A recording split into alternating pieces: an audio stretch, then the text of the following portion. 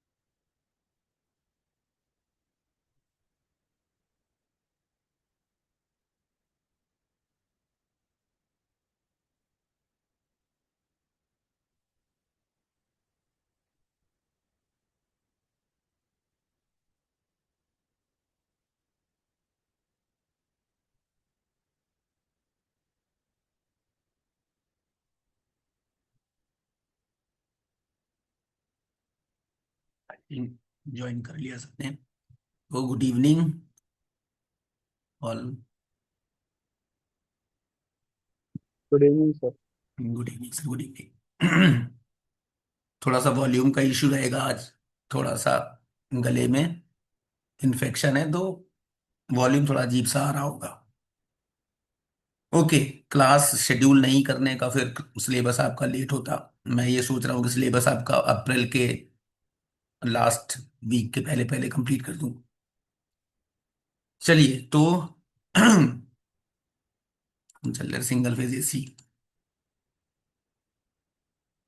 Voice अगर clear ना आए तो मुझे आप बताइएगा, तो मैं उस सेंटेंस को दोबारा बोल दूंगा अगर कोई चीज समझ में नहीं आती है। हालांकि मैं तेज तेज बोल रहा हूं तो थोड़ी बहुत तो वॉइस आएगी आपके पास।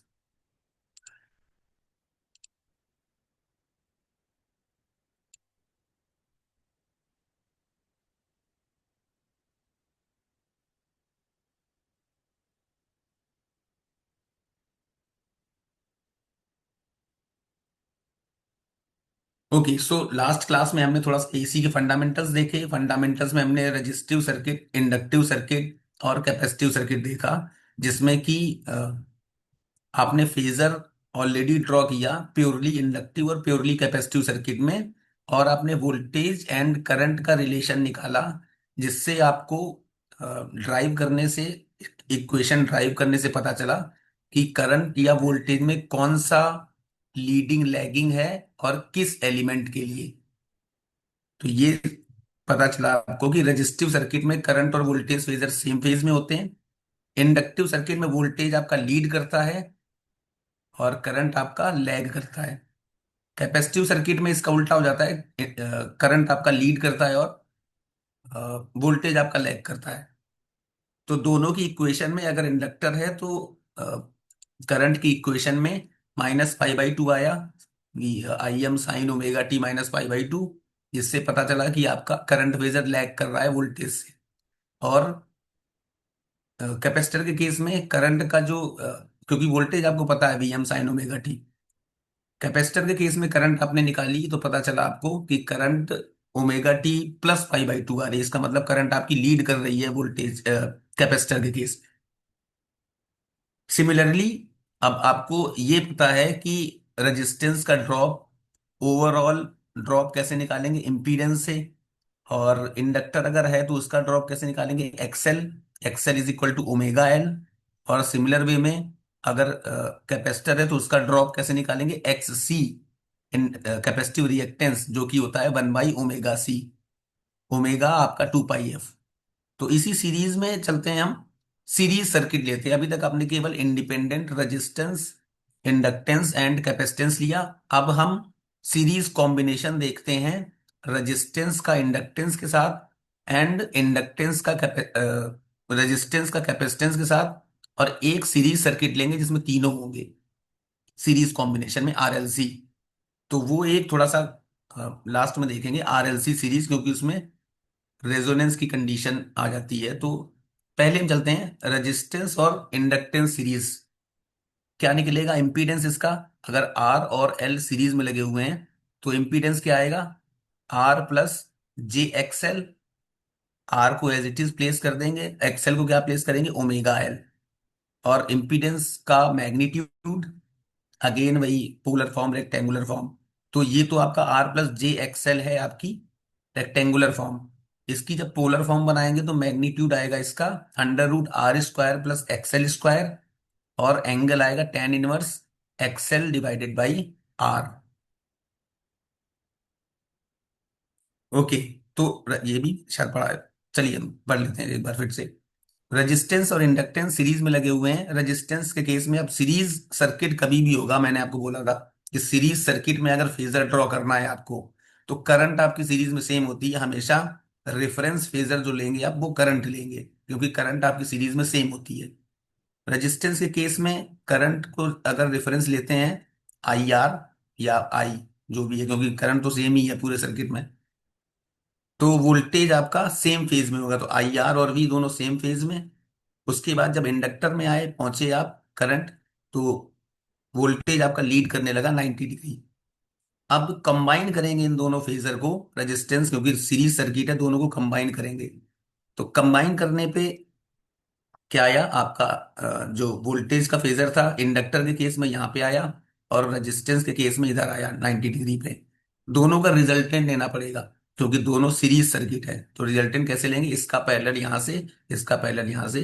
तो ये किसी भी एक पर्टिकुलर थीटा एंगल या phi angle, standard notation electrical में अगर आपको मिलेगा तो फाई मिलेगा, थीटा नहीं मिलेगा, बुक्स में फाई मिलता है जनरली। तो फाई एंगल पे ये इम्पीडेंस फेजर या रिजल्टेंट का फेजर है, ये आपको पता चला। तो यही आपका जो फाई एंगल है इसी को हम बोलते हैं फेज एंगल। और जब पावर फैक्टर निकालते हैं तो यही एंगल कॉसाइन के साथ यूज करते हैं, कॉस फाई, कॉस थीटा। तो उसे हम बोलते हैं power factor of the circuit. तो एसी सर्किट में इसीलिए जब भी कॉम्बिनेशन आएगा तो पावर फैक्टर का इंट्रोडक्शन हो जाएगा वहां पे। क्योंकि जब एक्टिव पावर भी आपने, और active power, reactive power, apparent power, active power आपकी जो है एक्चुअल पावर जो लॉस हो रही है, जो एक्चुअल पावर सोर्स से लोड की तरफ लॉस हो रही है, उसे बोलते हैं एक्टिव पावर। रिएक्टिव पावर होती है हमेशा जो एनर्जी स्टोरिंग एलिमेंट होते हैं जैसे कैपेसिटर और इंडक्टर। तो सडन चेंज के लिए, माइक्रो सेकेंड के लिए अगर वोल्टेज 0 होता है तो ये सप्लाई करने लग जाते हैं सोर्स एंड पे, क्योंकि लोड पे तो ऑलरेडी लगे हुए हैं सोर्स को, और सप्लाई करते हैं। लोड अगर दूसरा लगा हुआ है तो लोड को भी सप्लाई करने लगते हैं। मतलब एक एनर्जी ट्रांसफरिंग एलिमेंट बन जाते हैं।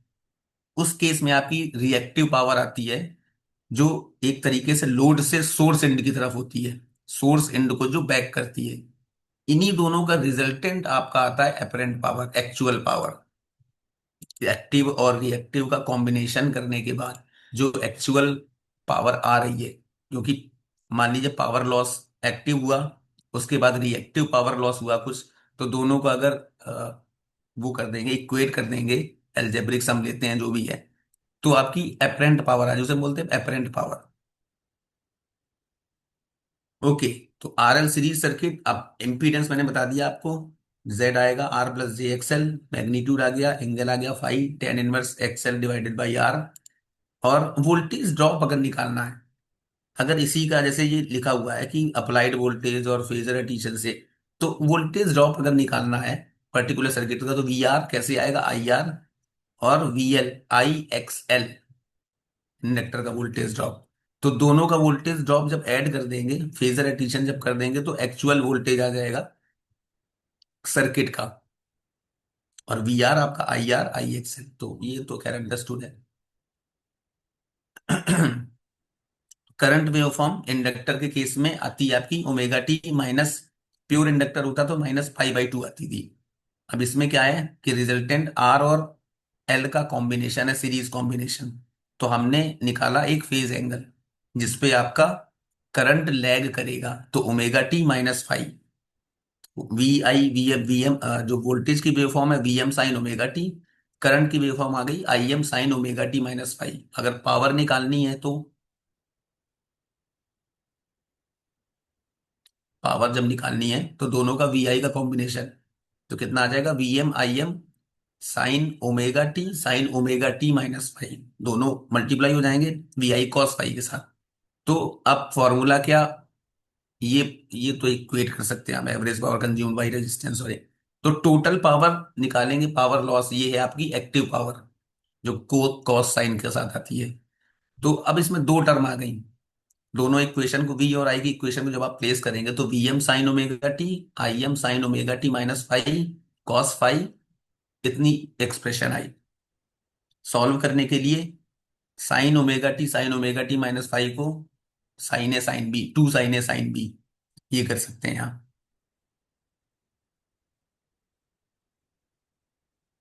चलिए इसी नेक्स्ट चलते हैं, कैपेसिटर।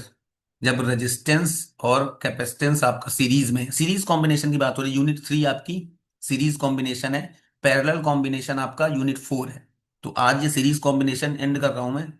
पैरेलल कॉम्बिनेशन भी कल दो लेक्चर हैं, तो कल दो लेक्चर में पैरेलल कॉम्बिनेशन भी खत्म हो जाएगा। और एक चीज याद रखनी है आपको कि केवीएल लगाना कैसे है। केवीएल में कोई चेंज नहीं आएगा, जैसा आप सर्किट थ्योरी नेटवर्क थ्योरम में पढ़ते चले आ रहे हैं, केवीएल लगाना। तो जहां आप रेजिस्टेंस का ड्रॉप निकालते थे वहां पे आप इंडक्टिव रिएक्टेंस निकालेंगे, कैपेसिटिव रिएक्टेंस निकालेंगे, एक तरीके से वो भी ड्रॉप है। तो उसको कंसीडर करके बाकी कॉम्बिनेशन, आपके कॉम्बिनेशन में कोई चेंज नहीं है। सीरीज सर्किट है तो आर प्लस जे एक्सएल जे एक्स सी इस टाइप का, और पैरेलल सर्किट है तो उसके अकॉर्डिंग कॉम्बिनेशन। और नेटवर्क थ्योरम लगाने की नीड नहीं पड़ेगी, क्योंकि इतना कॉम्प्लिकेटेड क्वेश्चन वैसे भी नहीं आता है, ऑफलाइन एग्जाम होता है तब भी नहीं आता है। तो फिर ज्यादा नेटवर्क थ्योरम लगाएंगे, फिर ओमेगा सी का प्लेसमेंट करेंगे, रेक्टेंगुलर को पोलर बनाएंगे, तो वो कॉम्प्लिकेशंस बढ़ जाती है।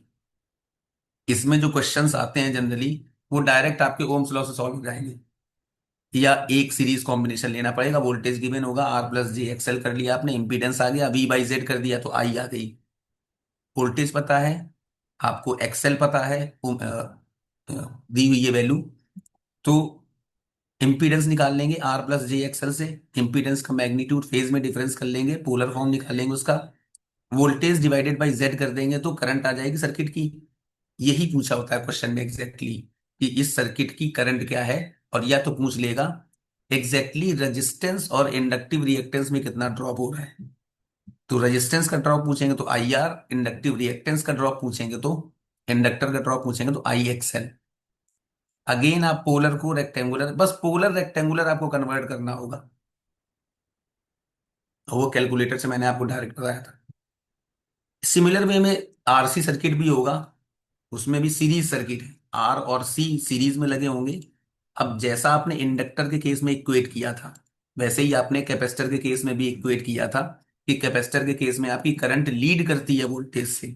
तो दोनों फेजर गुड अगर इवनिंग आप अलग मैम। अलग बनाए, अगेन रेफरेंस करंट को लिया मैंने बिकॉज सीरीज सर्किट है, करंट दोनों एलिमेंट में सेम होगी।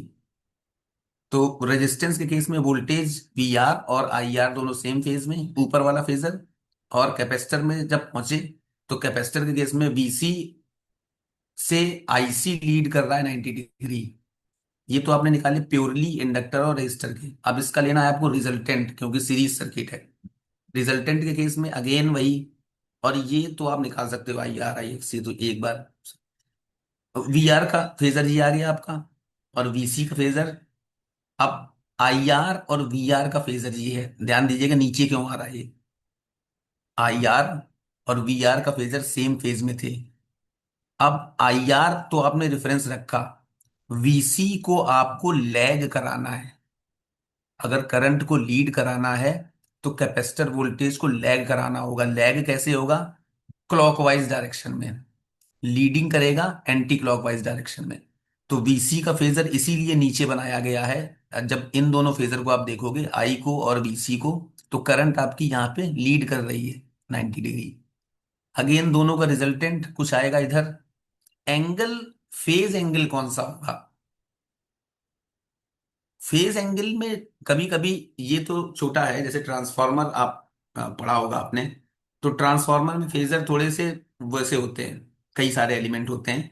तो उस केस में ये डिसाइड करना मुश्किल हो जाता है कि फेज एंगल कौन सा है हमारा। फेज एंगल दोनों हो सकते हैं, ये भी हो सकता है, ये भी हो सकता है। तो एक्चुअल फेज एंगल है कौन सा हमारा? फेज एंगल आपका हमेशा होगा रेफरेंस फेजर का रिजल्टेंट के साथ। रेफरेंस फेजर और रिजल्टेंट के बीच का जो एंगल होगा वो हमेशा फेज एंगल होगा आपका, दूसरा वाला एंगल नहीं होगा। तो रेफरेंस फेजर आपने लिया था करंट, और रिजल्टेंट आया आपका वीएस, तो ये वाला आपका फेज एंगल होगा, ना कि ये वाला ग्रीन और रेड लाइन के बीच का। राइट, अगेन सेम फॉर्मूला, ये तो खैर tan इनवर्स। तो VM I M sine omega T plus phi, क्योंकि करंट को लीड कराना है, और ये एज इट इज था वीएम साइन ओमेगा टी। दोनों को इक्वेट करेंगे पावर के केस में, तो वीएम आई एम साइन के टू टर्म आ जाएंगे। इसको सॉल्व करने के लिए फिर से two sine A sine B. Two sine A sine B का फॉर्मूला जितना मुझे याद आ रहा है वो होता है cos A minus B minus cos A plus B. Equate ऐसे करेंगे तो ओमेगा टी अलग हो जाएगा, फाई आपका अलग हो जाएगा, और फाई आपको पता होगा।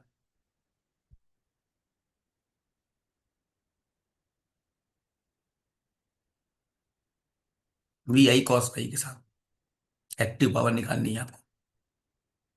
थ्री फेज सप्लाई नहीं, थ्री फेज सप्लाई तो आपके सिलेबस में नहीं है। इसमें एक चीज नहीं वो की गई है, और वो ये है कि इसमें आरएलसी सीरीज कॉम्बिनेशन को नहीं लिया गया है। मैं आपको फेजर से बुक में मैंने जो आपको ट्रांसफर की है, बुक जो वो की थी, उसमें दिया हुआ है आरएलसी। तो आरएलसी में ढूंढ के आपको पीडीएफ अगर कोई मुझे मिल गया तो वो मैं अपलोड कर दूंगा कल या परसों, जब भी है, पैरेलल के साथ। और नहीं मिलता है तो एक पार्ट है केवल 5-10 मिनट का, उसमें रेजोनेंस की कंडीशन क्यों आती है मैं बताता हूँ। सर्किट में आरसी वाला ही ओपन कर देता हूँ। अब रेजिस्टेंस सीरीज में है, उसी के सीरीज में इंडक्टेंस भी है, यहां पे आपने एक इंडक्टेंस और लगा दिया, तो आरएलसी सीरीज सर्किट बन गया। इसका इंपीडेंस क्या बनेगा जाके? अब इंपीडेंस बनेगा जाके इसका अंडर रूट, मैग्नीट्यूड निकलेगा under root R square plus XL minus XC का स्क्वायर, या आप बोल दें एक्ससी माइनस एक्सएल का स्क्वायर, दोनों की चीजें सेम है। जो भी जिसका भी मैग्नीट्यूड ज्यादा होगा एक्सएल और एक्ससी में, उसको रख लीजिए। हालांकि आप नेगेटिव वैल्यू को स्क्वायर करेंगे तो ऑलरेडी मैग्नीट्यूड ही आएगा वो। तो आर स्क्वायर, इसी को अगर इंपीडेंस को उसमें रेक्टेंगुलर फॉर्म में लिखें तो आता है आर प्लस जे एक्सएल माइनस एक्ससी, ये आता है इसका इंपीडेंस।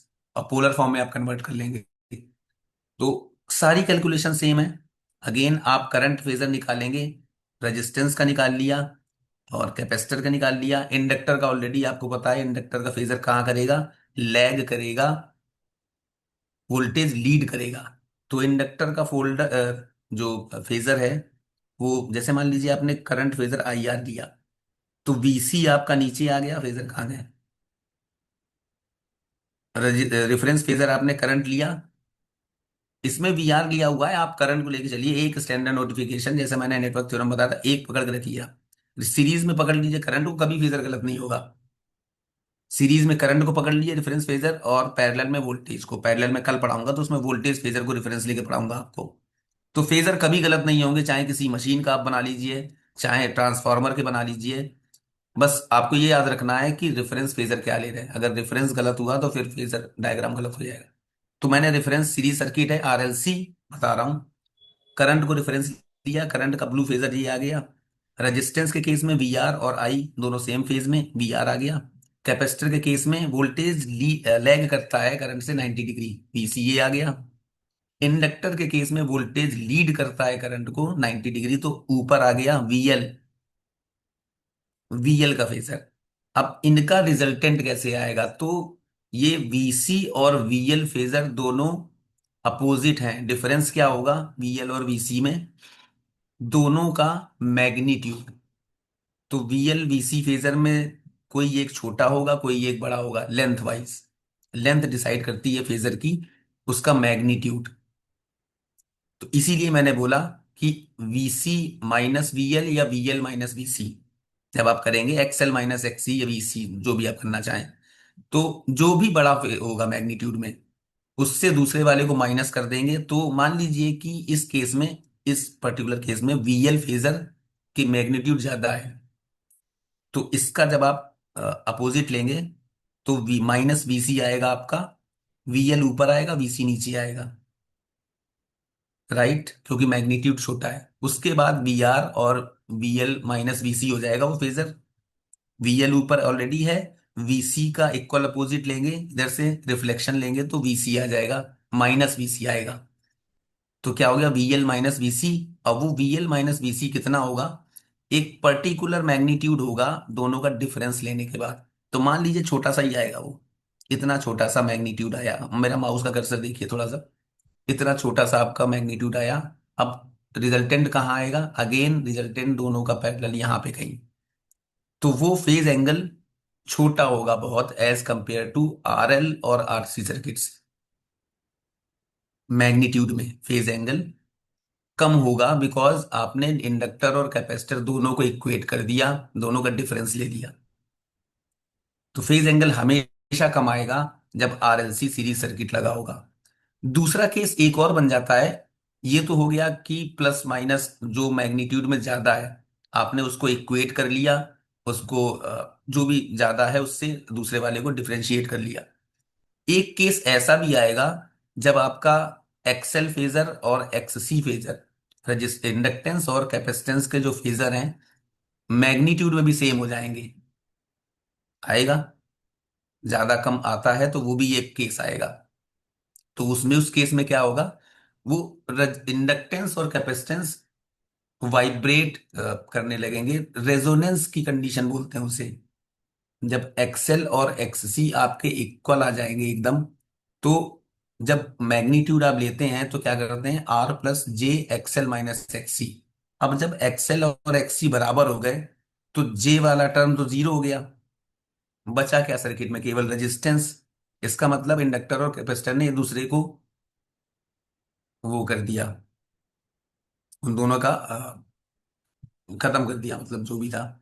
तो उसे हम बोलते हैं रेजोनेंस की कंडीशन, सीरीज सर्किट रेजोनेंस। जब आरएलसी सीरीज में होते हैं तो एक केस, अब रेजोनेंस आया कैसे? जब एक्सएल और एक्ससी आपके दोनों बराबर हो गए, दोनों को जब इक्वेट करेंगे, XL is equal to XC. XL क्या होता है? Omega L is equal to 1/ओमेगा सी। ओमेगा को एक साइड ले आइए तो क्या आ जाएगा? Omega square is equal to 1/LC। Omega क्या आ जाएगा? 1/√LC। ओमेगा को वो करिए 2πf, तो एफ आ जाएगा आपका 1/2π√LC। ये होती है रेजोनेंस फ्रीक्वेंसी उस सर्किट की, जब सीरीज में आपके आरएलसी लगे हुए। और वो कंडीशन, क्वेश्चन कैसे आएगा? और क्वेश्चन आता जरूर है इसका, एक दो क्वेश्चन रेजोनेंस में जरूर होते हैं। और रेजोनेंस की कंडीशन एक्चुअली ज्यादा ट्रांजिएंट रिस्पांस और उसका फ्रीक्वेंसी रिस्पांस दिखाने का कोई मतलब नहीं है। तो रेजोनेंस की कंडीशन आपको ये क्वेश्चन में गिवन होगा कि सीरीज रेजोनेंस की कंडीशन में इसकी रेजोनेंस फ्रीक्वेंसी क्या है, जब सर्किट में इतना इंडक्टर है, इतना कैपेसिटर है। तो आप डायरेक्टली क्या करोगे? F is equal to 1/2π√LC। L और सी की वैल्यू प्लेस कर दोगे, रेजोनेंस फ्रीक्वेंसी आ जाएगी आपकी। रेजोनेंस होता क्यों है ये मैंने आपको बता दिया। जब एक्सएल और एक्ससी के फेजर आपके मैग्नीट्यूड और एंगल तो खैर 90 डिग्री दोनों के हैं ही, एक लीडिंग है एक लैगिंग है, तो मैग्नीट्यूड भी जब सेम हो जाएगा, उस केस में रेजोनेंस की कंडीशन आ जाती है। और रेजोनेंस की कंडीशन होती क्या है? रेजोनेंस की कंडीशन में एक चीज और होती है। अगर पैरेलल में, क्योंकि पैरेलल में अब ये है तो 2 मिनट का ही काम, चलिए मैं वो भी बताऊंगा आपको। तो रेजोनेंस की कंडीशन कर्व क्या होता है कि जीरो से स्टार्ट होता है, एक लिमिट तक जाएगा, और मैक्सिमम पॉइंट तक जाएगा, उसके बाद फिर से वो डिक्रीज करने लगता है रेजोनेंस कर। तो एक पर्टिकुलर वैल्यू जो मैक्सिमम वैल्यू होगी उसके प्लस माइनस कुछ वैल्यू तक एक इंटरवल ले लिया, कि मान लीजिए एक्स एक्स वैल्यू पहले, एक्स एक्सिस की वैल्यू बता रहा हूँ, एक्स एक्सिस की वैल्यू, थोड़ी सी वैल्यू पहले, 10 वोल्ट पहले, 10 एम्पियर पहले, 10 एम्पियर बाद में, इस टाइप का। तो एक पर्टिकुलर उन्होंने मैक्सिमम वैल्यू के अक्रॉस एक क्या बोलते हैं उसको, लिमिट ले ली, जिसमें रेजोनेंस की कंडीशन आ रही है। रेजोनेंस का मतलब ही यही है, कि रेजोनेंस का मतलब ये है कि कभी वो एक्सी और एक्सएल वाइब्रेट हो रहे हैं, कभी एक्सी ज्यादा हो रहा है, एक्सएल कम हो रहा है, तो इस टाइप में वो जब इक्वल हो रहे हैं तो उसके आसपास का एरिया वो कवर कर रहे हैं। वो दोनों जो वैल्यूज हैं एक्स एक्सिस पे, जो आपने मैक्सिमम वैल्यू के पहले वैल्यू ली है और बाद की वैल्यू ली है, उन्हें हम बोलते हैं कट ऑफ फ्रीक्वेंसीज। रेजोनेंस की कंडीशन की cut off frequencies, cut off frequency का मतलब ये है कितनी वैल्यू पहले, फ्रीक्वेंसी की कितनी वैल्यू पहले से रेजोनेंस हो रहा है और कितनी वैल्यू बाद तक रेजोनेंस हो रहा है। जब आप रेजोनेंस फ्रीक्वेंसी निकालते हैं तो एक तरीके से किसी भी चीज की जब वैल्यू प्लेस करते हैं तो ±10% एरर को कंसीडर कर लेते हैं। अगर उसके तौर पे हम देखें तो +10% का आपने ले लिया पोर्शन, जिसमें कि आपका रेजोनेंस की कंडीशन आपकी वाइब्रेट कर रही है, तो वो दोनों वैल्यू जो हैं उन्हें हम बोलते हैं upper cut off, lower cut off frequency. दोनों की वैल्यू मोस्टली सेम होती है। अपर कट ऑफ फ्रीक्वेंसी जो मैक्सिमम वैल्यू के आगे की वैल्यू है, जो ओमेगा टी वाला नीचे एक्स एक्सिस है, और मैक्सिमम वैल्यू को पहले वाली जो वैल्यू है वो लोअर कट ऑफ फ्रीक्वेंसी। दोनों कट ऑफ फ्रीक्वेंसी के बीच में आपकी रेजोनेंस फ्रीक्वेंसी आएगी, और वो वाइब्रेशन होगा दोनों फ्रीक्वेंसीज के बीच में। तो कट ऑफ फ्रीक्वेंसी भी उसी से निकलती है, और वो डेरिवेशन इसमें है ही नहीं, तो कहाँ रेजोनेंस की कंडीशन नहीं है इसमें। चलिए मैं ढूंढता हूँ उसको, अगली बुक में होगा अगर कोई पढ़ना चाहे। मैं भी पढ़ाऊंगा, इंपॉर्टेंट टॉपिक है, सिलेबस में मेंशन नहीं लेकिन इंपॉर्टेंट है। अपर और लोअर जो कट ऑफ फ्रीक्वेंसीज हैं उसके बेसिस पे कट ऑफ फ्रीक्वेंसी आ गई, देन आप उसकी बैंडविड्थ भी निकाल सकते हैं। बैंडविड्थ कैसे आएगी, दोनों फ्रीक्वेंसी का डिफरेंस। और इसी से एक चीज और डिराइव होती है, क्वालिटी फैक्टर। बैंडविड्थ आ जाती है, upper lower cut off frequency आ जाती हैं, फिर क्वालिटी फैक्टर भी पिक्चर में आ जाता है। तो रेजोनेंस की कंडीशन में केवल एक ही चीज नहीं है, वो जब कर्व आप ड्रॉ करोगे, कल मैं दिखाऊंगा कर्व आपको कैसे है। कर्व जब आप ड्रॉ करोगे तो उसमें दोनों फ्रीक्वेंसी मेंशन होंगी, और वो ये चीजें आपने थर्ड सेमेस्टर है पता नहीं पहले पढ़ा है कि नहीं, ये चीज शायद आपने टाइम रिस्पॉन्स एनालिसिस जब आप पढ़ते हैं, टाइम और फ्रीक्वेंसी रिस्पॉन्स एनालिसिस, जो इलेक्ट्रॉनिक्स वाले शायद पढ़ चुके होंगे। तो टाइम रिस्पॉन्स एनालिसिस और फ्रीक्वेंसी रिस्पॉन्स एनालिसिस जब आप कवर करते हैं तो उसमें ये कर्व इंपॉर्टेंस वहां पे आपको दिखती है कि इसकी इंपॉर्टेंस क्या है, जिसके बेसिस पे आप, अगर मान लीजिए ये तो एक नेटवर्क दिखा रहा हूं मैं छोटा सा, इसकी बेसिस पे आपका सिस्टम डिजाइन होता है।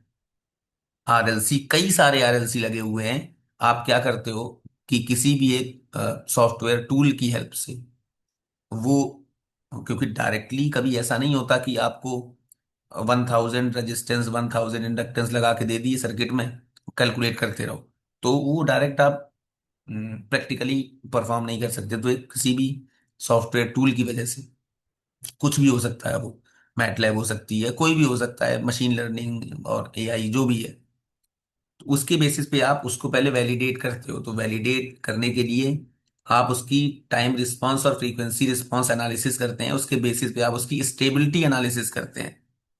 तो वहां पे इस चीज का इंपॉर्टेंस बहुत बढ़ जाता है कि आपने टाइम और फ्रीक्वेंसी रिस्पांस एनालिसिस कैसे की है, रेजोनेंट फ्रीक्वेंसी कितनी आ रही है, लोअर और अपर कट ऑफ फ्रीक्वेंसी कितनी आ रही है, उसकी बैंडविड्थ कितनी आ रही है। तो ये जब आप करोगे उस प्लेटफॉर्म में तो आपको वो वैल्यू प्लेस करनी पड़ेगी, और जब तक वैल्यू इक्वेट नहीं करोगे तब तक वैल्यू आप प्लेस नहीं कर पाओगे। तो वहां पे ये कैलकुलेशन इंपॉर्टेंट होती है। हालांकि आप इस सर्किट थ्योरी सब्जेक्ट के लिए इतना ज्यादा नहीं पढ़ाते हैं, केवल ये बताया जाता है कि हाँ रेजोनेंस फ्रीक्वेंसी ये होती है। क्योंकि रेजोनेंस की कंडीशन आएगी आपसे, ये नहीं पूछा जाएगा बैंडविड्थ कितनी होगी, क्योंकि बैंडविड्थ निकालने के लिए आपको lower upper cut off frequency निकालनी पड़ेगी। तो फिर एक थोड़ा सा टफ नहीं बोलूंगा मैं, थोड़ा सा प्रोसीजर हो जाता है वो एक। तो बताऊंगा मैं, अगर मुझे मिल गया, नहीं तो फिर मैं बुक खोल के आपको बताऊंगा कल, या मैं अभी खोल देता हूँ।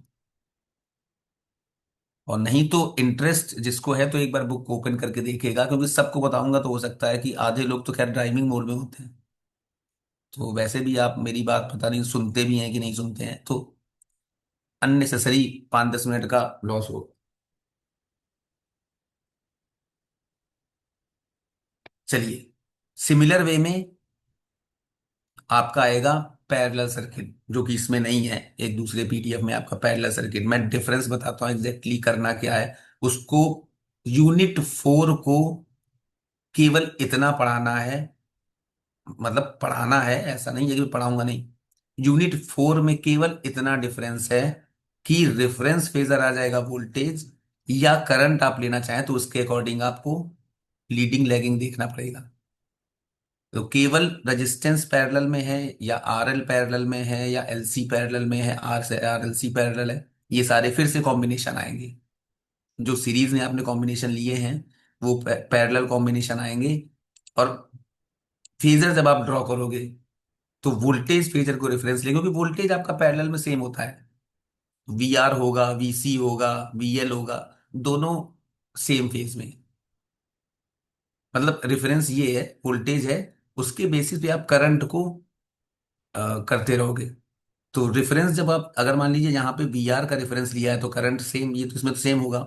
यहाँ पे जैसे आपने वी आर और वीसी सेम होगा, वोल्टेज रेफरेंस ले लिया, और कैपेसिटर लगा हुआ है, तो कैपेसिटर में आपको ये पता है कि करंट आपकी लीड करती है वोल्टेज से। तो रेफरेंस अगर वीसी दिया है तो करंट आपको लीड करानी है वोल्टेज से 90 डिग्री। उसके बाद रिजल्टेंट, हालांकि ये वोल्टेज रेफरेंस पे लिया गया है, अगर आप ये देखना चाहें, ये वोल्टेज रेफरेंस लिया हुआ है, वी आर, वीसी और वीएस। देन इम्पीडेंस, जो आप आरएलसी सीरीज सर्किट में कर रहे थे, मान लीजिए आरएल सीरीज सर्किट लगाया, तो आपने इम्पीडेंस कैसे लिया, R plus J X L. अगर आर और एल आपके पैरेलल में है, फिर क्या करोगे, रेजिस्टेंस का आर, रेजिस्टेंस का जो ड्रॉप है, आर ड्रॉप बोले या रिएक्टेंस बोले उसका, आर, और इंडक्टर का है एक्सएल। तो एज इट इज कंबाइन करने हैं आपको, जैसे दो रेजिस्टेंस का पैरेलल कॉम्बिनेशन लेते हो आप, एज इट इज उसे कंबाइन करना है। कैसे आएगा रिजल्टेंट, दो रेजिस्टेंस का पैरेलल कॉम्बिनेशन क्या होता है, R1 R2 divided by R1 + R2। अब उस केस में आर और एल अगर पैरेलल में है तो R1 R2 लेना है ऊपर न्यूमरेटर में, तो R इंटू JXL, और एक्सएल एक्सी हमेशा जे के साथ, डिवाइडेड बाई R + JXL। बस इतना डिफरेंस आएगा और कुछ नहीं आएगा। फिर आपसे करंट पूछी जाएगी, इंडक्टर में करंट कितनी है, पैरेलल, यहाँ पे मान लीजिए एक पैरेलल ब्रांच लगी हुई है, करंट कैसे निकालेंगे, करंट डिवाइडिंग रूल। डिफरेंस कुछ नहीं आएगा, बस सर्किट थ्योरी अगर आपने ढंग से पढ़ी हुई है तो पैरेलल सर्किट में कुछ भी, एक लेक्चर का भी नहीं है वो। हाँ, उसमें केवल ये हो जाता है कि थोड़ा सा अगर पढ़ाते हैं हल्का सा, जैसे मैंने बताया आपको बैंडविड्थ, तो वो मैं बैंडविड्थ वाला पोर्शन जब आपको पढ़ाऊंगा तो हल्का सा पढ़ाऊंगा, तो वो मेन टॉपिक हो जाता है, सीरीज और पैरेलल रेजोनेंस में क्या डिफरेंस आता है। और दोनों में रेजोनेंस की कंडीशन आती है, ऐसा नहीं कि सीरीज में आती है। जब भी सर्किट में इंडक्टेंस और कैपेसिटेंस होंगे तो एक ना एक मोमेंट ऐसा आएगा कि उसमें रेजोनेंस की कंडीशन आएगी ही आएगी। उसी कंडीशन को ओवरकम करने के लिए हम उसकी एनालिसिस करते हैं, जिससे कि हम सिस्टम की स्टेबिलिटी को इंप्रूव कर पाए। दुनिया भर के आप सुने जरूर होंगे आपने, Bode plot, Routh Hurwitz criteria, Nyquist plot, root locus, ये सारा सब कुछ एनालिसिस ही वही है, स्टेबिलिटी एनालिसिस। क्योंकि सर्किट तो सारे सेम है, हर सर्किट में आपका इन टाइम भी हो गया।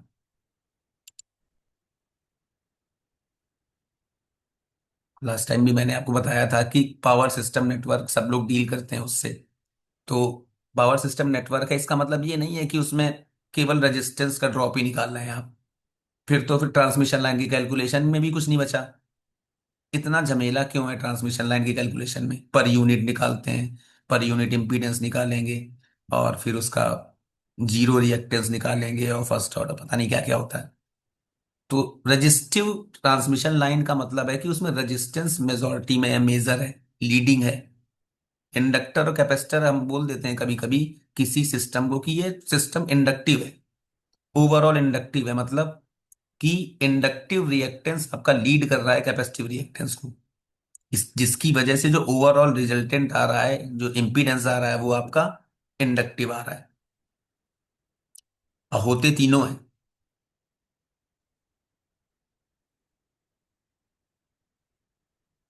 और यही रीजन है कि ट्रांसमिशन लाइन पावर सिस्टम भी आपका सब्जेक्ट होगा, नहीं होगा तो मतलब आएगा अगले सेमेस्टर में। मशीन आ जाएगी आपकी, शायद मशीन तो थर्ड सेमेस्टर में होगी। Machine, electric machine fourth semester में, अगले सेमेस्टर में। इलेक्ट्रिक मशीन वन आएगी फोर्थ सेमेस्टर में, उसके बाद फिफ्थ सेमेस्टर में आएगी electric machine two, power system one, power system two. Attendance लेने जा रहा था मैं।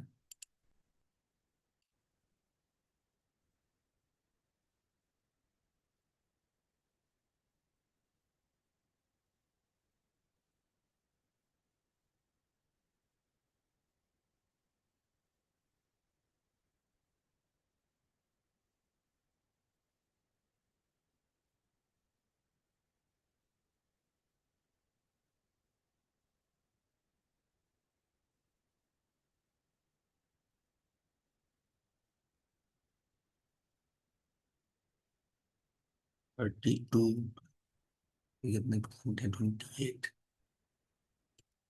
सर मैं मैसेज 2 मिनट में देखता हूँ, किसी ने मैसेज किया है। मैं अटेंडेंस एक बार रिकॉर्ड कर लूँ, टाइम हो गया। बताइए क्या मैसेज कर रहे हैं आप? Sir please reply me on WhatsApp. क्या रिप्लाई करना है सूरज जी? रिप्लाई में मुझे हाय, करना क्या है ये तो बताइए। कुछ नहीं, हाय भेज दीजिए बस। जी? हाय भेज दीजिए बस। क्या होगा उससे? कुछ नहीं, बाद में कुछ जरूरत पड़ेगा तो ग्रुप मैसेज शायद कर। आपका बना हुआ है। आप अगर ग्रुप में ज्वाइन नहीं है, कोई एक डिप्लोमा ग्रुप बना हुआ है मेरे पास, मैंने हाय भेजा है, गया नहीं। अच्छा। सर मेरे पास नहीं है सर ग्रुप। आप योगेश, जब मैं ग्रुप आप, यार मुझे ये नहीं पता डिप्लोमा का कौन सा, मेरे पास एक क्लास और है डिप्लोमा की, तो MU। हाँ ये याद आएगा, गोयल गुप्ता जी हैं, इसका मतलब इसी क्लास का ग्रुप बना हुआ है। गोयल गुप्ता जी, कोई जैसे ये ऐड नहीं तो इनको ऐड करवा दीजिए। Time okay sir. ठीक है। सर इनका और कल, नंबर। अब मैं अभी तो नहीं, मैं कल की क्लास जब होगी तो मैं उसमें आपको ऐड करवा दूंगा। हाँ थैंक सर, यू अभी सर। नंबर मिल सकता है इनका। नंबर इन्होंने सेंड किया है सूरज जी ने, 9369421511। ओके सर, मैं देखता हूँ सर। सर ग्रुप में। हाँ आप ऐड हो जाएंगे, परेशान ना हो, आप ऐड हो जाएंगे, कल मैं करवा दूंगा आपको ऐड। आप थोड़ा पहले बता दे सर, क्लास आपकी भी है मेरी भी है ना, तो 1 मिनट ऑलरेडी हम लेट हैं। चलिए गुड नाइट, कल मिलते हैं। कल कल आपकी यूनिट 4 भी, यूनिट 4 भी आपकी। अरे रजनीश जी।